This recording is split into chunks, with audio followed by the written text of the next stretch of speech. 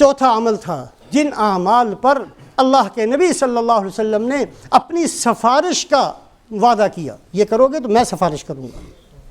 سفارش کا حق قیامت والے دن ہر مسلمان کو دیا جائے گا۔ قرآن کے حافظ کو کہا جائے گا 10 آدمیوں کو جنت میں لے جاؤ، حاجی کو کہا جائے گا اتنے 100 آدمیوں کو جنت میں لے جاؤ، ہر ایک کو ملے گا۔ لیکن 2 ہستیاں ایسی ہیں جن کی سفارش، باقیوں کی سفارش اللہ قبول سب کی کریں گے، 2 ہستیوں کے بارے میں کہہ دیا گیا کہ ہم یہ سفارش کرتے ہی اللہ فرمائیں گے تمہاری سفارش تو پہلے سے قبول تھی۔ ایک تو قرآن، القرآن ماحل مصدق وشافع مشفع، قرآن قیامت والے دن سفارش ایسے نہیں کرے گا جیسے اور کریں گے، بلکہ کھڑا ہو کر جھگڑے کے ساتھ سفارش کرے گا۔ اے اللہ اس بندے کی بخشش ہونی چاہیے جس نے میری تلاوت کی تھی، اگر آپ نہیں کرنا چاہتے پھر مجھے قرآن سے الگ کر دیں۔ سورہ ملک یہ کہے گی مجھے قرآن سے نکال دیجئے یا اس کی بخشش کیجئے۔ قرآن کے بارے میں اللہ کے نبی نے فرمایا القرآن ماحل مصدق، قرآن جھگڑا کرنے والا ہے اللہ سے، جھگڑے کے ساتھ سفارش کرے گا۔ اور دوسری شان ہوگی رسول پاک علیہ السلام کی، ابھی زبان سے سفارش کے الفاظ بھی نہیں آئیں گے کہ اللہ فرمائیں گے یا محمد ارفع راسک وقل تسمع وشفع تشفع وسل تعطى، اے اللہ کے نبی سر اٹھائیے، آپ کو مانگنے کی ضرورت نہیں، آپ جو کہیں گے آج ہم کر دیں گے پورا۔ وَلَسَوْفَ يُعْطِيكَ رَبُّكَ فَتَرْضَىٰ، اتنا دے دیں گے کہ آپ راضی ہو جائیں۔ تو اللہ کے نبی کی سفارش مل جانا چھوٹی سی بات نہیں۔ جن اعمال پر اللہ کے نبی وعدہ فرماتے ہیں میں سفارش کروں گا، ان اعمال کو کرنے کا مطلب یہ ہے کہ انشاءاللہ اس بندے کا خاتمہ ایمان پر ہوگا۔ فرمایا کہ جو آدمی مؤذن کی آواز کو سنے فَقُولُوا مِثْلَ مَا قَالَ الْمُؤَذِّنُ، وہی الفاظ کہو جو مؤذن نے کہے تھے۔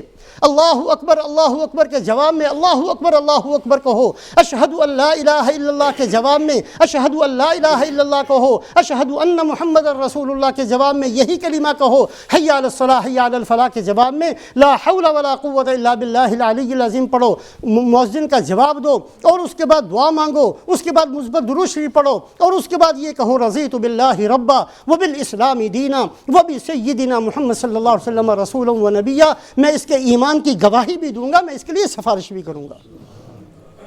اللہ کے نبی صلی اللہ علیہ وسلم نے جن اعمال پر سفارش کا وعدہ فرما دیا، اور فرمایا کہ جو آدمی من استطاع ان يموت بالمدینہ فلیمت بها فانی اشفع لمن يموت بها، جو آدمی یہ کر سکتا ہو کہ مدینہ میں مرے وہ مدینہ میں ہی مرے، جو مدینہ کے اندر مرے گا میں اس کا سفارشی بنوں گا۔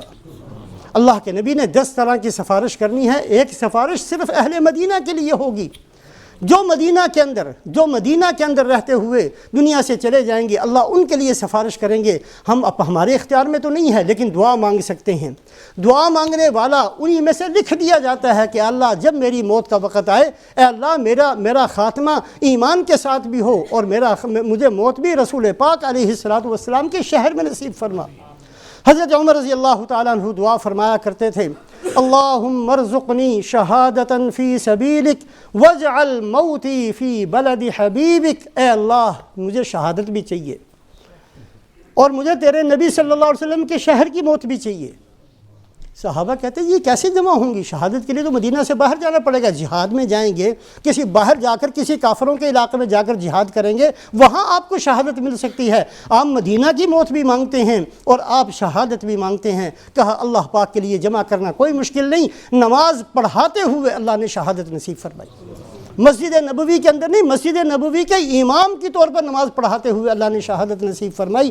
اللہ پاک اس کو جو چاہیں کر سکتے ہیں۔ اللہ کے نبی صلی اللہ علیہ وسلم نے جن اعمال پر سفارش کا وعدہ فرمایا، تو بار بار یاد رکھیں ہر وہ نیک آدمی جو بہت نیک ہو لیکن آخری سانس تک خطرہ موجود ہے، کہیں ڈگمگا نہ جائے، کہیں گمراہ نہ ہو جائے، کہیں پھسل نہ جائے، کہیں نیچے نہ گر جائے، کہیں اس کا خاتمہ ایمان پر نہ ہو، خطرہ موجود ہے اور برے سے برے آدمی کے لیے امید موجود ہے۔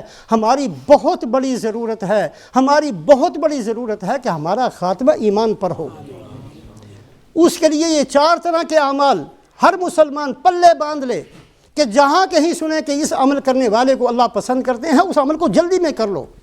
اللہ کے محبوب بن جائیں گے، جنت مل جائے گی، خاتمہ ایمان پر ہو جائے گا۔